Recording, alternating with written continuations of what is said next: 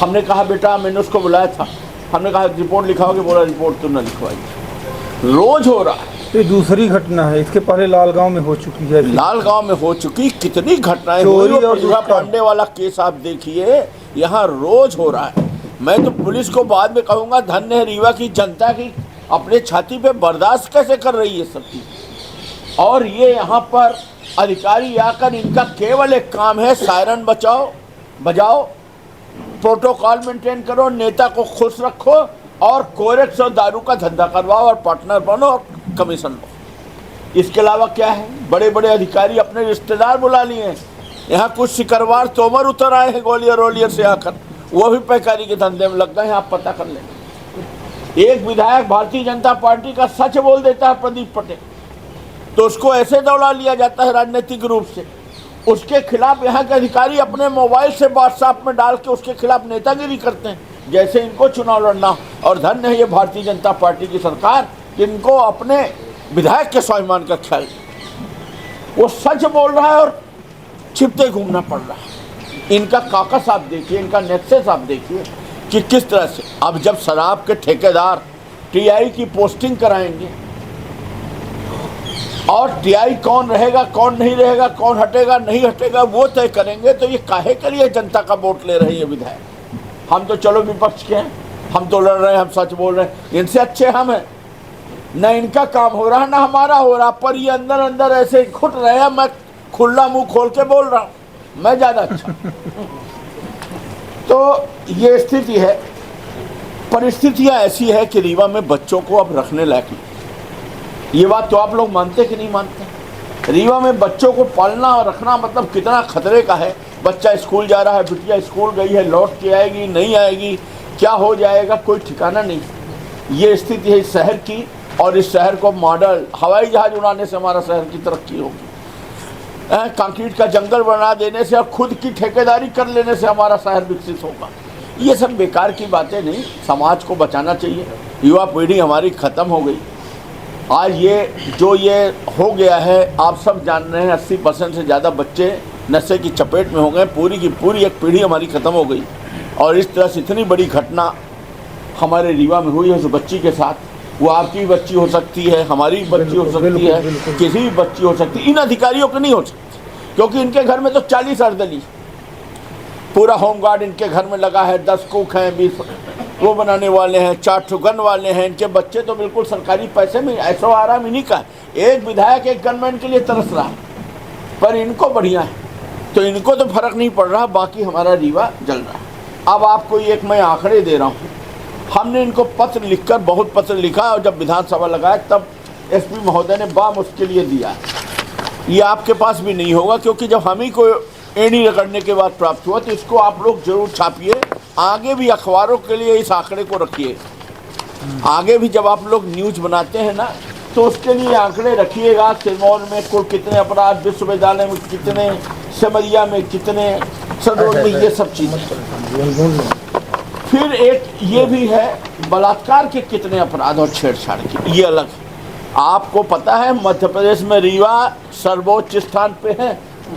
नशेगत अपराध, gangrape, rape, छेड़छाड़ और आपराधिक घटनाओं में रीवा सर्वोच्च स्थान पे। और यहाँ संरक्षण क्यों है? क्योंकि हमारा प्रोटोकॉल मेंटेन है। इसको फंसा दो तो एसपी 1 मिनट में फंसा देता है, इसको बचा दो तो 1 मिनट में छोड़ देते हैं। तो इसके चलते यहाँ पर लोगों को पुरस्कृत किया जाता है। और मुख्यमंत्री क्या देखते हैं, काहे की समीक्षा लेते हैं?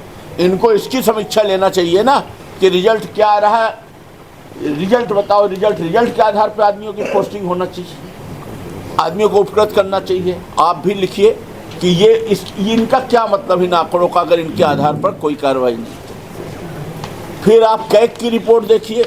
मयंक जी थोड़ा कैग की रिपोर्ट बताइए। कैग आप समझ रहे होंगे ना, महालेखाकार की रिपोर्ट। पुलिस को कितना अधिक, ये अपने ऐशो आराम में 30% से ज़्यादा बेची हैं, आवास में और ऐशो आराम में। और जो इनके मूल काम है उसमें 10% से ज़्यादा माइनस है, उसमें ये पैसे खर्च नहीं। ये स्थिति है पुलिसिंग की। मैं आज उस बच्ची के मामले में मैं अपनी संवेदना प्रकट करता हूँ, और मैं इस बात से बहुत दुखी हूँ, और मैं धिक्कारता हूँ रीवा की पुलिस को, रीवा के प्रशासन को, मैं खुद शर्मिंदा हूँ कि ऐसी जगह में भगवान ने अगर जन्म दिया है तो खुद लज्जित होना पड़ रहा है। और मैं रीवा के लोगों से भी अपील करता हूँ कि आपके अंदर इतनी खुददारी तो होना चाहिए कि आपके अगर किसी बहन बेटी को घर में किसी हो जाए तो आप सबको खड़ा रहना चाहिए। नहीं तो ये पुलिस के अधिकारी ये बाहर से पैसा कमाने जो आए हैं अधिकारी, जो कैसे अपने आगे हंस रहे होंगे। इन्हीं बातों को मैं कहना चाहता हूँ। ये भी आंकड़े आप देख सकते हैं। इसमें जानकारी आपने जो दी है 24 को FIR हुई, जबकि रीवा एसपी का कहना है कि घटना के एक दिन बाद 22 तारीख को FIR दर्ज हो गई थी, उनका कहना है। घटना कितनी तारीख की है? घटना 21 की है, जब 21 की। घटना 21 की है, जब पीड़िता के द्वारा 22 को थाने में इसकी शिकायत दर्ज कराई गई, उसी दिन FIR दर्ज कर दी गई, ऐसा एसपी रीवा का बयान है। हमें तो जो जानकारी कहीं से मिली है तो मैंने सत्यापित नहीं किया है, पर मुझे ये जानकारी मिली है कि 22 तारीख को गई थी तो रिपोर्ट नहीं दर्ज हुआ था, फिर 23 को CM आए थे तो कोई मिला नहीं, और 24 तारीख को फिर उसकी FIR दर्ज की। 21 को गए थे। अच्छा, 21 सच्चाई है कि 21 को गए हैं। हाँ, तो अभी चले जाओ, सब VIP ड्यूटी। अब आप ये देखिए, ठीक है आंकड़ों में हो सकता है मेरा कुछ मुझसे गलती हो गई हो, वो कोई इतना बड़ा मैटर नहीं है कि जिसमें मैं डेट को लेके कोई चैलेंज कर रहा हूँ। मैं तो ये भावना व्यक्त कर रहा हूँ कि मुख्यमंत्री का प्रोग्राम इतना ज़्यादा जरूरी था कि एक मासूम, एक बच्ची हमारी तड़पती रही, मदद के लिए कोई उसकी ओर देखने को तैयार नहीं था, जब तक कि मुख्यमंत्री पहली प्रायोरिटी थे, बच्ची दूसरी प्रायोरिटी। क्या इफेक्ट करते हैं कि कॉन्क्लेव में क्या प्रभाव पड़ सकता है? दूसरा, मैं एक कॉन्क्लेव वाला लेटर लाइए। दूसरा मेरा ये कहना था कि बीजेपी के किसी नेता ने इसमें कोई कमेंट किया? आप बताइए। हम समाज के अंग हैं, पार्टी वोट अपनी जगह है, कम से कम एक संवेदना तो व्यक्त करना चाहिए। हम ऐसे कैसे बन सकते हैं कि सरकार हमारी है, पार्टी हमारी है, तो वो बच्ची जिसके साथ ऐसी दरिंदगी हुई, उसका परिवार और वो हमारी विरोधी है क्या? कि हम उसके लिए सच का सच नहीं बोल सकते? भैया आप बताओ, इतना तो बोलने में क्या चला जाता?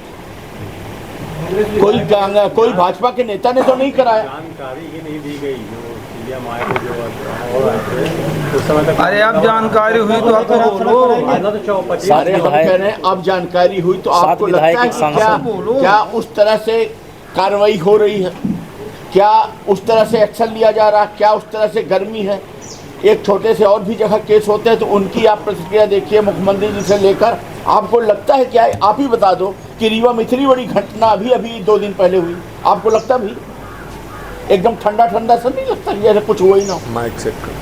ये मेरा कहना है। अच्छा, आपने कहा कि PI की पोस्टिंग शराब माफिया करा रहे हैं। हाँ, सार्वजनिक काम करना चाहेंगे आपकी कौन सी नहीं करना चाहिए। आपने कहा कि जो सिरमौर में कोई बड़े अधिकारी हैं, पुलिस अधिकारी जो महिला के साथ हुआ था, तो वो कौन से ऐसे अधिकारी हैं? नाम लेना ठीक नहीं है। नाम तभी लिया जा सकता है जब सामने वाला बयान देने को तैयार हो। देखिए, ये महिलाओं से जुड़ा मामला है, उनके पिता आते हैं, भाई आते हैं, लेके आते हैं, बात करते हैं, हम सामाजिक आदमी हैं, लेकिन वो पहले ही कह देते कि भैया रिपोर्ट नहीं करा पाएंगे, बच्ची के भविष्य का मामला। ये पीड़िता की माँ का वो आया कि माँ के साथ भी यही कृत्य हुआ था। ये चोरी, आज एक बच्चे का फोन आया था। नहीं, हाँ। ये आज सुबह एक फोन आया कि उसकी माँ के साथ भी ऐसा ही चोरी हुआ था पिपर गांव का, कि हमारे यहाँ चोरी हुई थी और भैया वो हमारे माँ के साथ दुष्कर्म किया था चोरों ने। शिकायत नहीं हुई। हाँ, तो हमने उसको बुलाया था, हमने कहा आ जाना, बैठ के बात करेंगे। आया नहीं, उसने मुझे बताया वाला तो नहीं है, इसमें पहले मामला वो तो बड़ा पिपरहा मामले में तो है। देखिए, जो कुछ हो रहा है इसमें आप हमको मत क्रिटिसाइज करिए। मेरा काम है, मैं जनप्रतिनिधि हूँ, मेरा काम है कि कल आप ही कहोगे कि कोई नहीं बोलता, आपने क्या बोला, तो मेरी ये ड्यूटी बन रही है। मैं अपनी ड्यूटी कर रहा हूँ। मेरा किसी से कोई बैड इंटेंशन नहीं है। मैं तो इस बात के लिए लज्जित हूँ कि हमारे रीवा में रोज ये घटनाएं हो रही हैं, हम कर क्या रहे हैं? कांग्रेस पार्टी का अगला कदम गाँव छोड़ दिया, नहीं उसने गाँव छोड़ दिया, सही बात आया है। हाँ, तो महिला गाँव छोड़ दिया, सारे क्या कहना है आपका? वो दीजिए ना हमारा वो वाला। आप कांग्रेस के विधायक हैं और विपक्ष की विधायक हैं, तो ऐसे जो आपराधिक घटनाएं लगातार हो रही हैं, इस पर आप मसाले लेकर कब चलने वाले हैं? सड़क पे कब उतरेंगे आप? मैं उतरूंगा, क्योंकि अब मुझसे अंदर से बर्दाश्त नहीं हो रहा। सही बात, चाहे मैं अकेले ही खड़ा हूँ, मैं उतरूंगा। खड़े तो आप ही को होना पड़ेगा। हाँ होना पड़ेगा, होना, मेरी ड्यूटी भी बंद है। हाँ हाँ, अब अगर जैसे ही कुछ होगा मैं करूँगा, मैं अपनी ड्यूटी तो अदा करूँगा। औद्योगिक क्रांति को लेकर कुछ बता दें। औद्योगिक क्रांति में देखिए साहब, ऐसा है, औद्योगिक के बातें कर लेने से कुछ नहीं होगा। उद्योग को मैं समझता हूँ, उद्योग आता है पॉलिसी से। जब किसी उद्योगपति को सरकार की कोई ऐसी पॉलिसी मिलेगी जिसमें उसे लगेगा कि ये मौका दोबारा हाथ नहीं आएगा, बहुत फ़ायदा हो रहा है, सरकार बहुत कुछ अपने को फ्री में दे रही है, तब वो लुटता है। और अगर ऐसा नहीं है, उसको आर्थिक फायदा नहीं हो रहा, तो क्यों आएगा। रीवा में इतनी गुंडागर्दी, इतना न्यूसेंस, इतनी लूटमार, इतनी नेतागिरी, इतना उपद्रव, जेपीओपी तो त्रस्त है। यहाँ खुदाई कर करके पूरा उसका माइंस खोद डाले, अल्ट्राटेक वगैरह अपना बाल नोच रहे हैं कि कैसे चला लें। यहाँ कोई उद्योग लगाएगा, ये उद्योगपति एक दूसरे को बताते नहीं होंगे कि यहाँ। अब आ जाइए मध्य प्रदेश की बात, मध्य प्रदेश में कोई क्यों उद्योग लगाएगा। मतलब कोई भी उद्योगपति होगा वो बड़ा आदमी होगा, वो जब बड़ा आदमी होगा उद्योग लगाएगा तो उसको रहना पड़ेगा, उसके बाल बच्चों को रहना पड़ेगा, उसको चाहिए रहने के लिए अच्छी सीटें, उसको चाहिए रहने के लिए अच्छा क्लब, अच्छी सोसाइटी, खाने पीने का अच्छी जगह। ऐसी जगह सिर्फ रीवा में इंदौर है। इंदौर के आसपास आपको उद्योग मिलते हैं, थोड़ा बहुत मान लीजिए भोपाल है, और बाकी जगह आपको कहाँ मिलते हैं। दूसरी बात, इंडस्ट्री में आ जाइए। हमने एक पत्र भी लिखा था, आपको मैं एक पत्र देता हूँ, आप इसको छाप सकते हैं।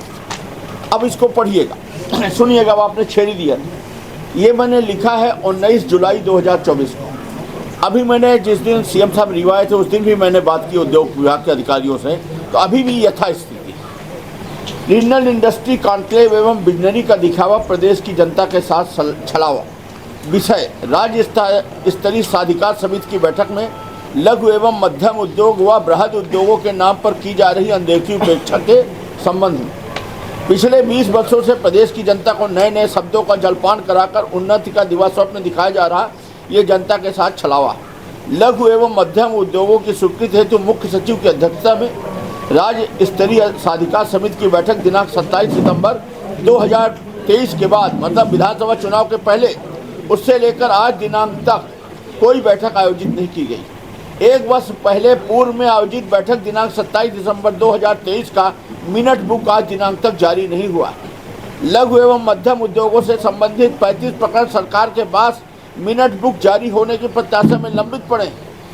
आगामी आयोजित होने वाली बैठक में प्रस्तुत किए जाने हेतु 65 प्रकरण लंबित है। इसके अतिरिक्त कई प्रकरणों को कागजी खाना पूर्ति के नाम पर लंबित रखा गया है।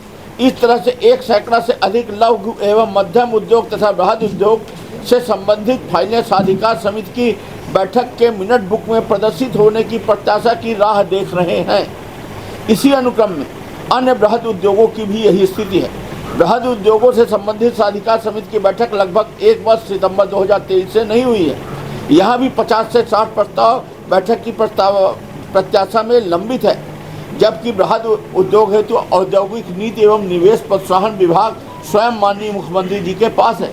मध्य प्रदेश सरकार के बजट सत्र 2 जुलाई 2024 में उद्योगों के नाम पर सिर्फ 694 करोड़ का बजट रखा गया है, जबकि पूर्व से स्वीकृत सिर्फ लघु उद्योगों हेतु सब्सिडी की देनदारी 900 करोड़ रुपए लंबित है।